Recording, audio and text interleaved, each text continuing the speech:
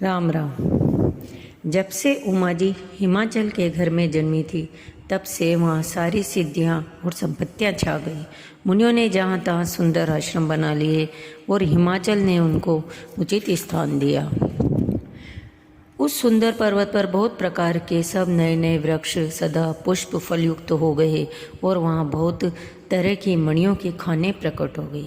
पार्वती जी के घर आ जाने से पर्वत ऐसा शोभायमान हो रहा है जैसा राम भक्ति को पाकर भक्त शोभायमान होता है।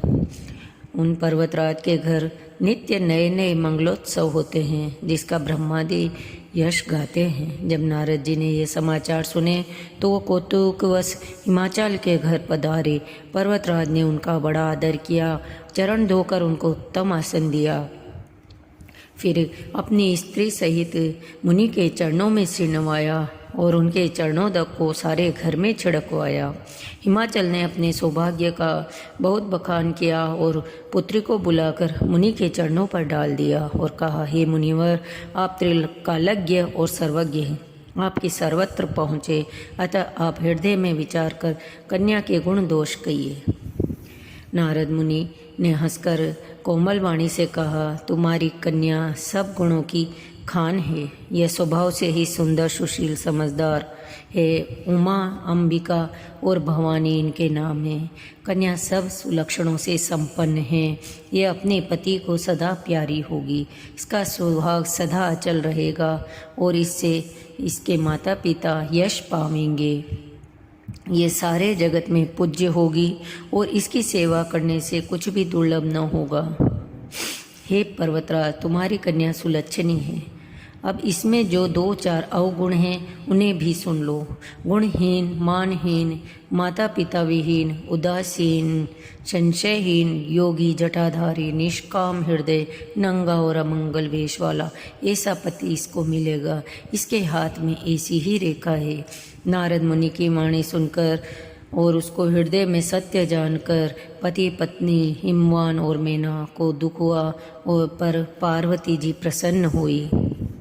उन्हें शिव जी के चरण कमलों में स्नेह उत्पन्न हो गया, परंतु मन में यह संदेह हुआ कि उनका मिलना कठिन है। अवसर ठीक न जानकर माँ ने अपने प्रेम को छिपा लिया। देवर्षि की वाणी झूठी न होगी यह विचार कर हिमवान और मेना और सखियाँ चिंता करने लगी। फिर हृदय में धीरज धरकर पर्वतराज ने कहा, हे नाथ, कहिए अब क्या उपाय किया जाए। मुनीश्वर ने कहा, हे हिमवान, सुनो।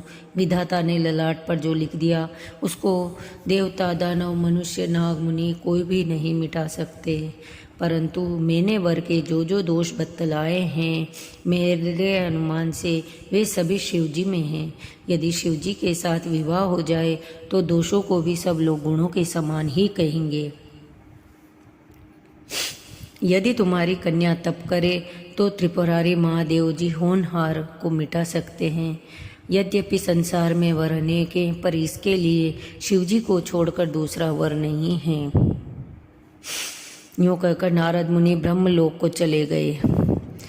पति को एकांत में पाकर मेना ने कहा, हे नाथ, मैंने मुनि के वचनों का अर्थ नहीं समझा। जो हमारी कन्या के अनुकूल घर, वर और कुल उत्तम हो तो विवाह कीजिए, नहीं तो लड़की चाहे कुमारी ही रहे। पार्वती मुझको प्राणों के समान प्यारी है। यदि पार्वती के योग्य वर न मिला तो सब लोग कहेंगे कि पर्वत स्वभाव से ही मूर्ख होते हैं। हे स्वामी, इस बात को विचार कर ही विवाह कीजिएगा, जिससे फिर पीछे हृदय में संताप न हो। इस प्रकार कहकर मैना पति के चरणों पर मस्तक रखकर गिर पड़ी। तब हिमवान ने प्रेम से कहा, चाहे चंद्रमा में अग्नि प्रकट हो जाए पर नारद जी के वचन झूठे नहीं हो सकते। अब यदि तुम्हें कन्या पर प्रेम है तो जाकर उसे यह शिक्षा दो कि वह ऐसा तप करे जिससे शिव जी मिल जाए। इसके अलावा दूसरा उपाय से क्लेश नहीं मिटेगा। पति के वचन सुन मन में प्रसन्न होकर मैना तुरंत उठकर पार्वती के पास गई और पार्वती को देखकर उनकी आंखों में आंसू भर आए। उन्हें स्नेह के साथ गोद में बैठा लिया। फिर बार बार हृदय से लगाने लगी। प्रेम में मैना का गला भराया। कुछ कहा नहीं जाता। जगत जननी भवानी जी तो सर्वज्ञ ठहरी। माता के मन की दशा को जानकर वे माता को सुख देने वाले कोमल वाणी से बोली, माँ सुन, मैं तुझे सुनाती हूँ। मैंने ऐसा स्वप्न देखा है कि मुझे एक सुंदर गौर वर्ण श्रेष्ठ ब्राह्मण ने ऐसा उपदेश दिया है कि हे पार्वती, नारद जी ने जो कहा है उसे सत्य समझकर तू जाकर तप कर। माता पिता को बहुत तरह से समझाकर बड़े हर्ष के साथ पार्वती जी तप करने के लिए चली। प्यारे कुटुंबी पिता माता सब व्याकुल हो गए।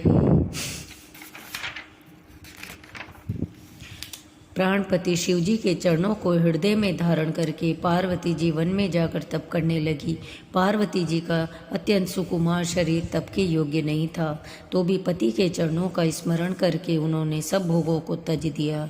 कुछ दिन जल और वायु का भोजन किया, फिर कुछ दिन कठोर उपवास किए। जो बेलपत्र सूखकर पृथ्वी पर गिरते थे, 3000 वर्ष तक उन्हीं को खाया। फिर सूखे पर्ण भी छोड़ दिए। तभी पार्वती का नाम अपर्णा हुआ। तब से उमा का शरीर क्षीण देखकर आकाश से गंभीर ब्रह्मवाणी हुई, हे पर्वतराज की कुमारी, सुन, तेरा मनोरथ सफल हुआ। तू अब सारे क्लेशों को त्याग दे, अब तुझे शिवजी मिलेंगे। हे भवानी, धीर मुनि और ज्ञानी बहुत हुए, पर ऐसा कठोर तप किसी ने नहीं किया। अब तो इस श्रेष्ठ ब्रह्मा की वाणी को सदा सत्य और निरंतर पवित्र जानकर अपने हृदय में धारण कर। जब तेरे पिता बुलाने को आवें, तब हट छोड़कर घर चली जाना, और जब तुम्हें सप्त ऋषि मिले तब इस वाणी को ठीक समझना। इस प्रकार आकाश से कही हुई ब्रह्मा की वाणी को सुनते ही पार्वती जी प्रसन्न हो गई और हर्ष के मारे उनका शरीर पुलकित हो गया। जब से सती ने जाकर शरीर त्याग किया, तब से शिवजी के मन में भी वैराग्य हो गया। वे सदा रघुनाथ जी का नाम जपने लगे और जहाँ तहाँ श्री रामचंद्र जी के गुणों की कथाएं सुनने लगे। वे कहीं मुनियों को ज्ञान का उपदेश देते और कहीं श्री राम जी के गुणों का वर्णन करते थे। यद्यपि सुजान शिव जी निष्काम हैं, तो भी वे भगवान अपने भक्त सती के वियोग के दुख से दुखी हैं। इस प्रकार बहुत समय बीत गया। श्री रामचंद्र जी के चरणों में नित नई प्रीति हो रही है। शिव जी के कठोर नियम, अनन्य प्रेम और उनके हृदय में भक्ति की अटल टेक को जब श्री रामचंद्र जी ने देखा, तब कृतज्ञ कृपालु रूप और शील के भंडार महान तेज पुंज भगवान श्री रामचंद्र जी प्रकट हुए। उन्होंने बहुत तरह से शिव जी की सराहना की और कहा कि आपके बिना ऐसा कठिन व्रत कौन निभाएगा।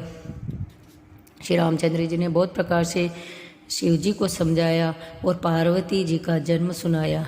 कृपा निदान श्री रामचंद्र जी ने विस्तार पूर्वक पार्वती जी की अत्यंत पवित्र करनी का वर्णन किया। शिव जी ने कहा, यद्यपि ऐसा उचित नहीं है, परंतु स्वामी की बात भी मिटी नहीं जा सकती। नाथ, मेरा यही परम धर्म है कि मैं आपकी आज्ञा को सिर पर रखकर उसका पालन करूं। शिव जी की भक्ति, ज्ञान और धर्म से युक्त वचन रचना सुनकर रामचंद्र जी संतुष्ट हो गए। प्रभु ने कहा, हे हर, आपकी प्रतिज्ञा पूरी हो गई। अब हमने जो कहा उसे हृदय में रखना। इस प्रकार कहकर श्री रामचंद्र जी अंतर्धान हो गए। शिव जी उनने उनकी वह मूर्ति अपने हृदय में रख ली। उसी समय सप्त ऋषि शिव जी के पास आए। प्रभु महादेव जी ने अत्यंत सुहावने वचन कहे कि आप लोग पार्वती जी के पास जाकर उनके प्रेम की परीक्षा लीजिए और हिमाचल को कहकर पार्वती को लिवा लाने के लिए भेजिए।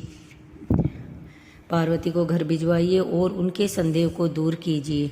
ऋषियों ने वहां जाकर पार्वती जी को देखा, मानो मूर्तिमान तपस्या ही हो। मुनि बोले, हे शैल कुमारी, सुनो, तुम किस लिए इतना कठोर तप कर रही हो? तुम किसकी आराधना करती हो और क्या चाहती हो? हमसे अपना सच्चा भेद कहो। पार्वती जी ने कहा, ये बात कहते मन बहुत सा कुछ आता है। आप लोग मेरी मूर्खता सुनकर हंसेंगे। मन ने हट पकड़ लिया है कि और वह उपदेश नहीं सुनता।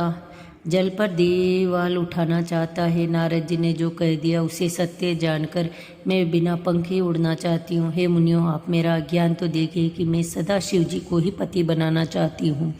पार्वती जी की बात सुनते ही ऋषि लोग हंस पड़े और बोले, तुम्हारा शरीर पर्वत से ही तो उत्पन्न हुआ है। भला कहूँ, नारद का उपदेश सुनकर आज तक किसी का घर बसा है? उन्होंने जाकर दक्ष के पुत्रों को उपदेश दिया था, जिससे उन्होंने फिर लौटकर घर का मुंह नहीं देखा। चित्रकेतु के घर को नारद जी ने ही चौपट किया। फिर यही हाल हिरण्यकश्यप का हुआ। उनके वचनों पर विश्वास मानकर तुम ऐसा पति चाहती हो जो स्वभाव से ही उदासीन, गुणहीन, निर्लज, बुरे वेश वाला, नर कपालों की माला पहनने वाला, कुलहीन, बिना घर कबार का, नंगा और शरीर पर सांपों को लपेटने वाला। ऐसे वर के मिलने से कहो तुम्हें क्या सुख होगा।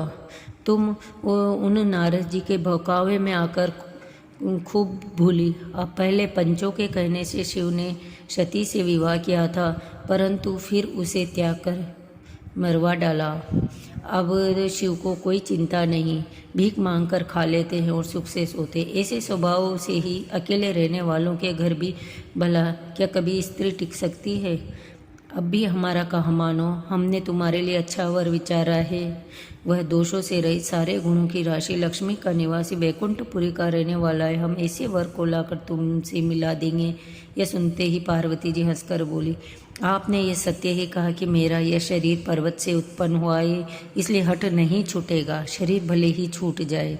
अतः मैं नारद जी के वचनों को नहीं छोड़ूंगी, चाहे घर बसे या उजड़े, इससे मैं नहीं डरती। जिसको गुरु के वचनों में विश्वास नहीं, उसको सुख और सिद्धि स्वप्नों में भी सुगम नहीं होती। माना कि महादेव जी अवगुणों की खान हैं और विष्णु समस्त गुण सद्गुणों के धाम है, पर जिसका मन जिसमें रम गया उसको तो उसी से काम है। हे मुनीश्वरों, यदि आप पहले मिलते तो मैं आपका उपदेश सिर माथे पर रखकर सुनती, परंतु अब तो मैं अपना जन्म शिव जी के लिए हार चुकी हूँ। फिर गुण दोष का विचार कौन करे। मेरा तो करोड़ों जन्मों तक यही हट रहेगा कि या तो मैं शिव जी को वरूंगी, नहीं तो कुमारी ही रहूंगी। शिव जी 100 बार कहे तो भी नारद जी के उपदेश को न छोड़ूंगी। जगत जननी पार्वती ने फिर कहा कि मैं आपके पैरों पड़ती हूँ, आप अपने घर जाइए, बहुत देर हो गई। शिव जी में पार्वती का ऐसा प्रेम देखकर ज्ञानी मुनि बोले, हे जगत जननी, हे भवानी, आपकी जय हो। आप माया हैं और शिव जी भगवान हैं। आप दोनों समस्त जगत के माता पिता हैं। यूँ कहकर मुनि पार्वती जी के चरणों में सिर नवाकर चल दिए। मुनियों ने जाकर हिमवान को पार्वती जी के पास भेजा और वे विनती करके उसको घर ले आए।